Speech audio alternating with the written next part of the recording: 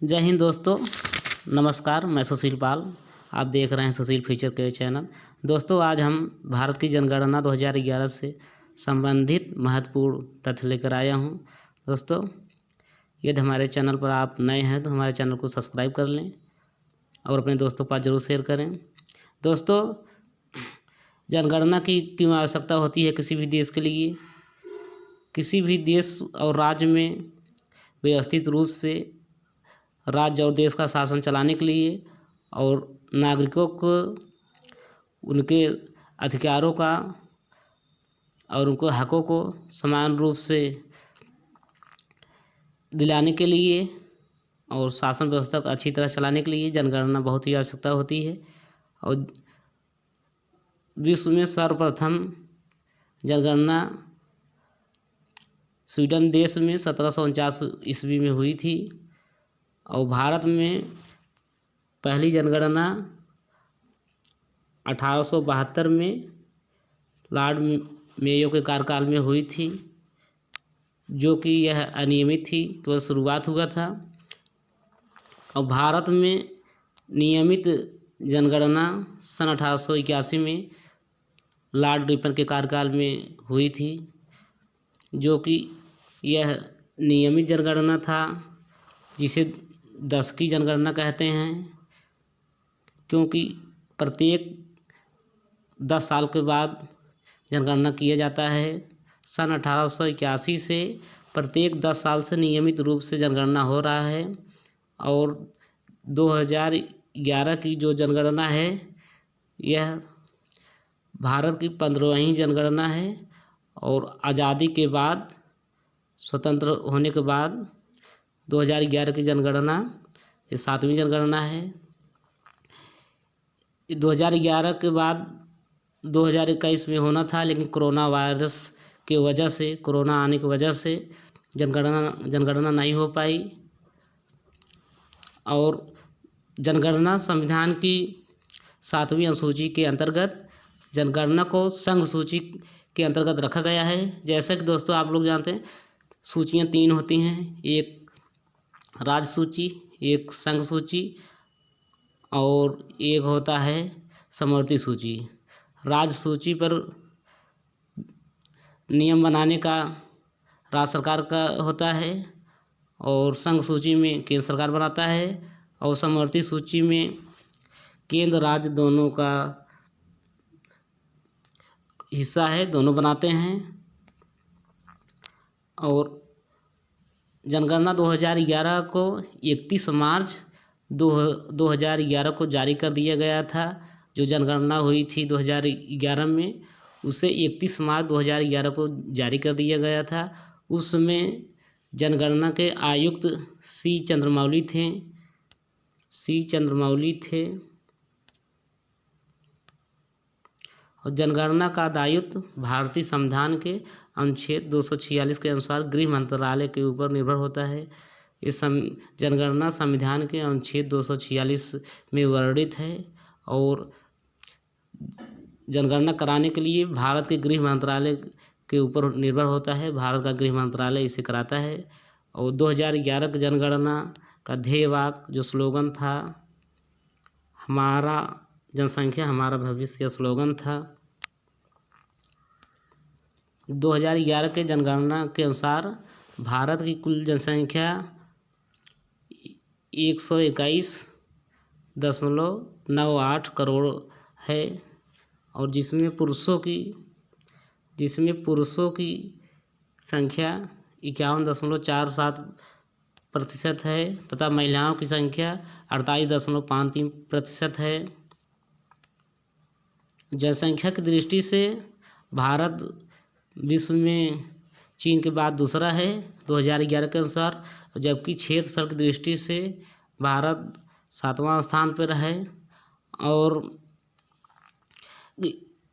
इस समय, वर्तमान समय में भारत चीन को पीछे करके पहले स्थान पर जनसंख्या पा गया है और चीन दूसरे स्थान पर है। लेकिन जब भी प्रश्न में पूछेगा 2011 के अनुसार, तो चीन पहले स्थान पर और भारत दूसरे स्थान पर है।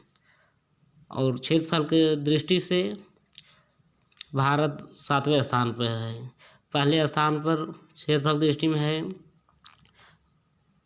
रूस, कनाडा, चीन, ये सभी जो है पहले, दूसरा, तीसरे पे हैं। और जनसंख्या की दृष्टि से शीर्ष राज्य हैं उत्तर प्रदेश, महाराष्ट्र, बिहार और पश्चिम बंगाल। जनसंख्या में सबसे अधिक उत्तर प्रदेश राज्य का है, दूसरे नंबर पर महाराष्ट्र है, तीसरे नंबर पर बिहार है, चौथे नंबर पर पश्चिम बंगाल है। उत्तर प्रदेश में जो जितनी जनसंख्या है वो प्रतिशत में 16.51%, महाराष्ट्र 9.28%, बिहार 8.60%, पश्चिम बंगाल 7.54% है।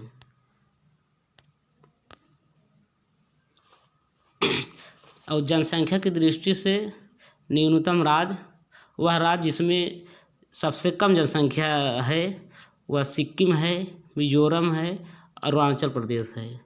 पहले नंबर पर सिक्किम सबसे कम, उससे थोड़ा ज़्यादा मिजोरम और उससे भी ज़्यादा अरुणाचल प्रदेश।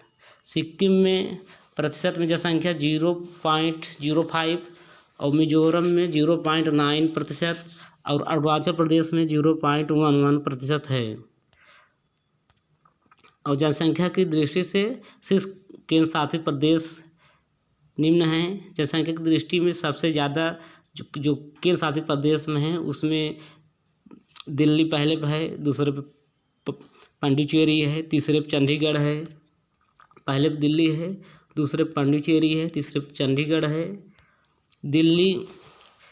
दिल्ली में कुल जनसंख्या है 1678 79 41, और पांडिचेरी क्या है 12 47 953, और चंडीगढ़ का 10 55 45 0, इतना जनसंख्या है। और जनसंख्या की दृष्टि से न्यूनतम केंद्र शासित प्रदेश निम्न है।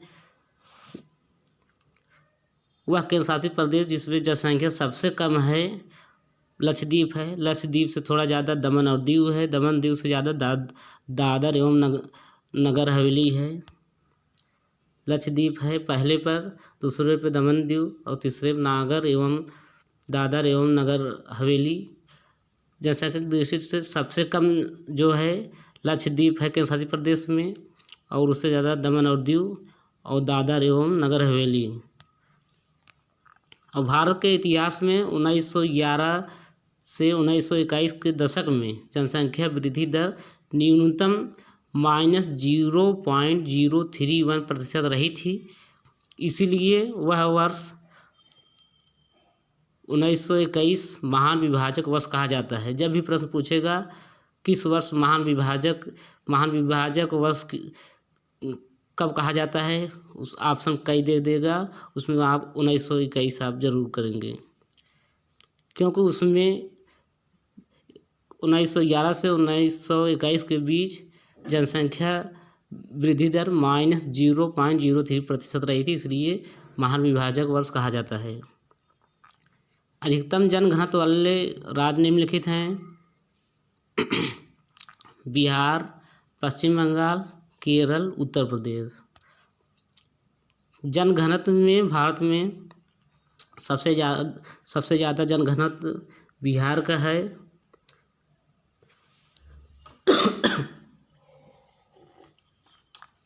दोस्तों थोड़ा गला खराब है, खांसी आ रही है।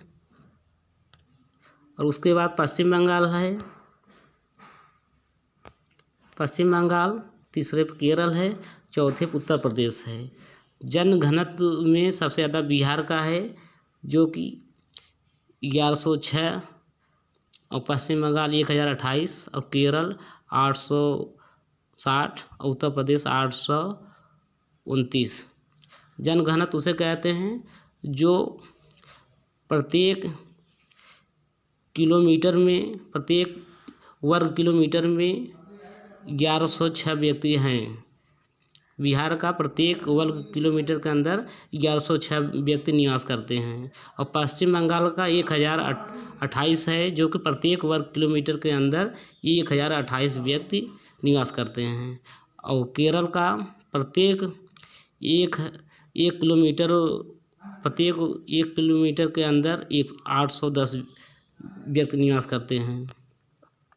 और न्यूनतम जनघनत्व वाले राज्य वह राज्य जिसमें सबसे कम जनघनत्व पाया जाता है, जिससे प्रत्येक वर्ग किलोमीटर में 17 व्यक्ति ही निवास करते हैं। अरुणाचल प्रदेश सबसे कम पूछेगा न्यूनतम जनघनत्व वाले राज्य, तो अरुणाचल प्रदेश आप करेंगे, जो कि प्रत्येक वर्ग किलोमीटर पर केवल 17 ही व्यक्ति निवास करते हैं। और इससे ज़्यादा तो मिजोरम होगा, और तीसरे पे सिक्किम होगा, चौथे पे नागालैंड। मिजोरम 52 व्यक्ति निवास करते हैं प्रत्येक वर्ग किलोमीटर में, और सिक्किम 86 व्यक्ति प्रत्येक वर्ग किलोमीटर निवास करते हैं, और नागालैंड में 119 व्यक्ति प्रत्येक वर्ग किलोमीटर में निवास करते हैं।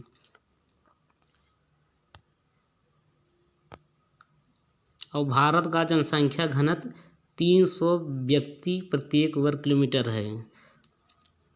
भारत का जनसंख्या घनत्व 382 व्यक्ति प्रति वर्ग किलोमीटर है। और भारत में न्यूनतम 1 व्यक्ति प्रति वर्ग किलोमीटर वाला जिला दिबांग घाटी है, जो कि अरुणाचल प्रदेश राज्य में स्थित है। और 2 व्यक्ति प्रति वर्ग किलोमीटर वाला जिला संबा है। संबा जो कश्मीर में है। संबा ऐसे रहेगा, संबा।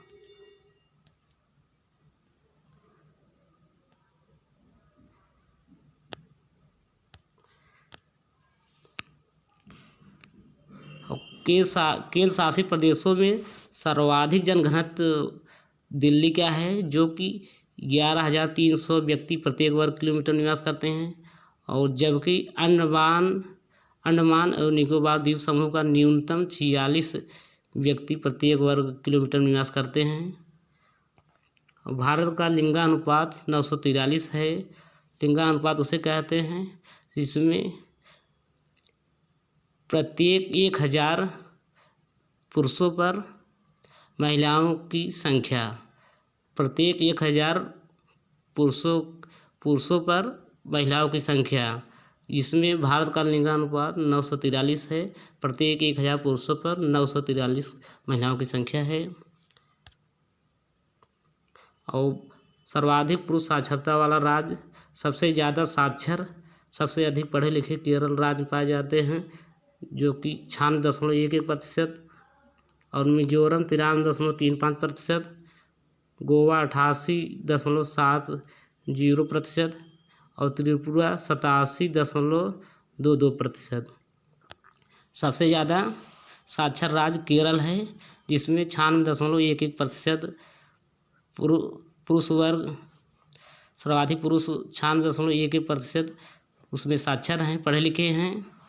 और न्यूनतम पुरुष साक्षरता वाला राज्य, सबसे कम जो साक्षर, सबसे कम पढ़े लिखे बिहार राज्य पाए जाते हैं, जिसमें 61.80% साक्षर हैं। और अरुणाचल प्रदेश में 65.38% हैं। राजस्थान में 66.11% साक्षर हैं। झारखंड 66.41% साक्षर हैं। भारत में सबसे न्यूनतम पुरुष साक्षरता में बिहार राज्य 61.80% साक्षर हैं, जो सबसे कम पढ़े लिखे पाए जाते हैं। बिहार राज्य को गरीब राज्य की श्रेणी में रखा जाता है। और सर्वाधिक महिला साक्षरता वाला राज्य, जब प्रश्न पूछेगा सर्वाधिक साक्षर महिला वाला राज्य कौन सा है, उसमें भी केरल है। महिला पुरुष दोनों में सर्वाधिक साक्षर वाला, सर्वाधिक पढ़े लिखे केरल राज्य में पाए जाते हैं। बस केवल इतना ही अंतर है, केरल पुरुष वर्ग में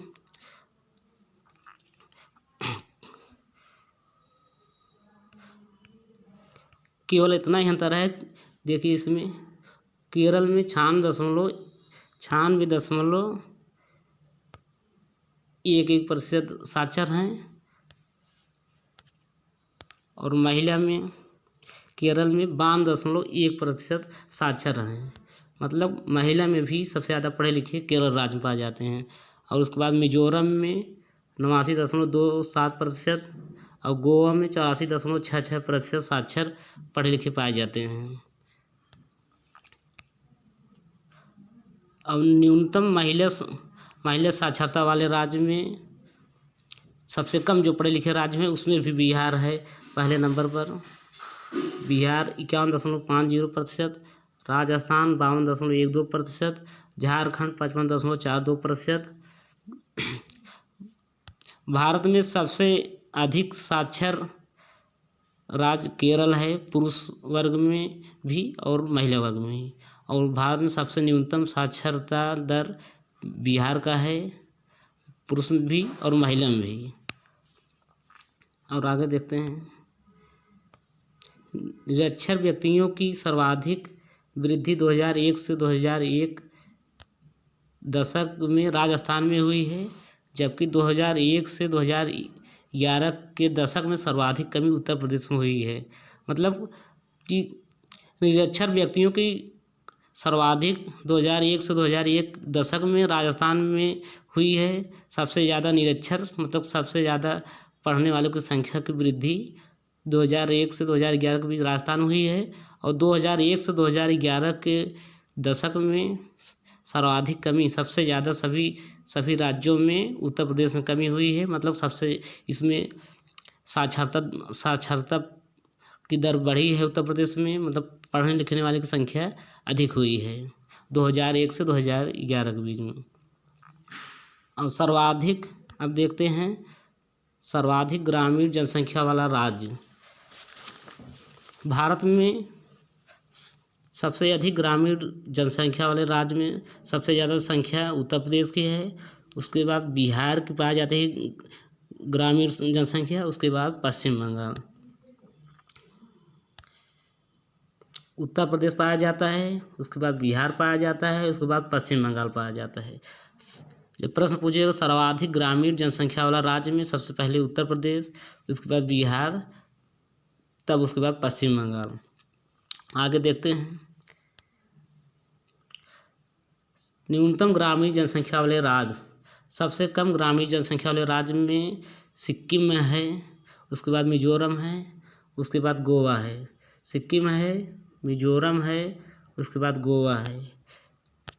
भारत में सबसे कम जनसंख्या वाला राज्य सिक्किम भी है और ग्रामीण जनसंख्या में भी सिक्किम है।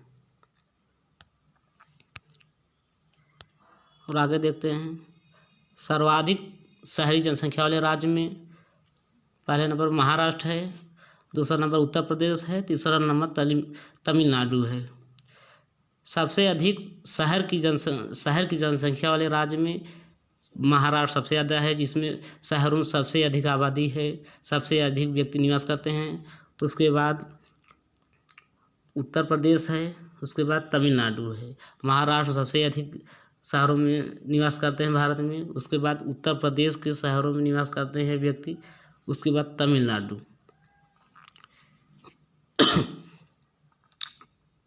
और आगे देखें, भारत की कुल जनसंख्या में 37.71 करोड़ शहरी तथा 83.37 करोड़ ग्रामीण जनसंख्या है।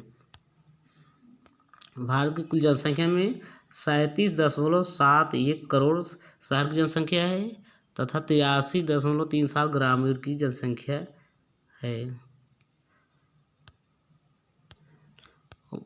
प्रतिशत की दृष्टि से भारत की शहरी जनसंख्या 31.16% तथा ग्रामीण जनसंख्या 68.84% है। भारत की शहरी जनसंख्या प्रतिशत में 31.16% तथा ग्रामीण जनसंख्या 68.84% है। दोस्तों, हम यह सभी भारत के जनगणना 2011 से संबंधित हम तथ्यों को देख रहे थे। दोस्तों, हमने भरपूर कोशिश की। हमारा वीडियो हमें भरोसा है कि आप लोग को पसंद आया होगा, और नए हैं तो सब्सक्राइब जरूर करें और दोस्तों के पास शेयर करें। नमस्कार दोस्तों।